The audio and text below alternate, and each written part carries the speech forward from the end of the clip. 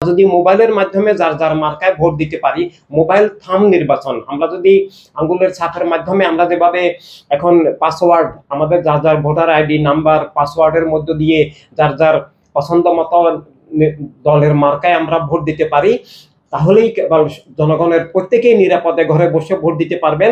দেশে বিদেশে যেখানেই থাকেন প্রতিটি নাগরিকের ভোটাধিকার নিশ্চিত হবে।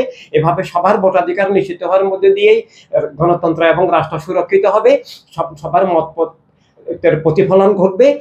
না হলে প্রবাসীরা ভোট দিতে পারবেন না, মা বোনরা ভোট দিতে পারবেন না, আমরা কেউ নিরাপদে ভোট কেন্দ্রে গিয়ে ফিরে আসতে পারবো এই ধরনের নিশ্চিত পরিবেশ নাই। তাই ভোটের মধ্যে আমরা দেখি সন্ত্রাস হয়, খুন খারাপি হয়। বর্তমানে অনেক দল কেন্দ্র জবরদখলের ঘোষণা দিয়েছে, মব সন্ত্রাস চলছে, জননিরাপত্তা নাই, রাজনৈতিক নিপীড়ন চলছে, এমনকি সরকার নিজে বিশেষ কিছু দলকে পৃষ্ঠপোষকতা দিচ্ছে। এই অবস্থায় নিরাপদে ভোট দিতে হলে, সবার ভোটাধিকার নিশ্চিত করতে হলে, গণতন্ত্র তথা রাষ্ট্র এবং জনগণের প্রতিনিধিত্ব নিশ্চিত করতে হলে কেবলমাত্র মোবাইলের মাধ্যমে যে নির্বাচন, মোবাইল অ্যাপসের মাধ্যমে যে নির্বাচন, যেটা বর্তমানে এস্তোনিয়াতে আছে, এভাবেই নিরাপদে ভোট দেওয়া সম্ভব। এভাবেই রাষ্ট্রের হাজার হাজার কোটি টাকা অপচয় বেঁচে যাবে, সবার দেশে বিদেশের সবার ভোটাধিকার নিশ্চিত হবে, গণতন্ত্র এবং রাষ্ট্র সুরক্ষিত হবে। ধন্যবাদ।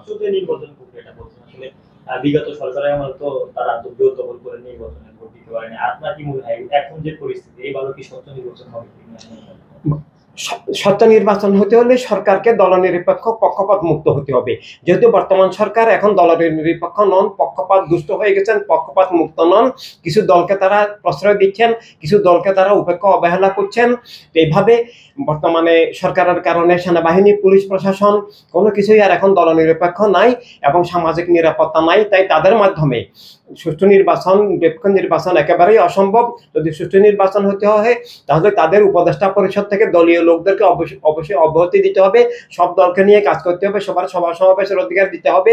মিথ্যা মামলা প্রহসনের এই যে নির্বাচন পরিত্যাগ করতে হবে এবং সুষ্ঠু নির্বাচন করতে হলে তাদেরকে মানে নির্বাচনী সরকার হিসাবে তাদেরকে অবশ্যই সংশোধন হতে হবে। আর তা যদি না হয় তাহলে অবশ্যই মানে তাদেরকে পদত্যাগ করে নতুন নির্বাচনী সরকার গঠন করতে হবে।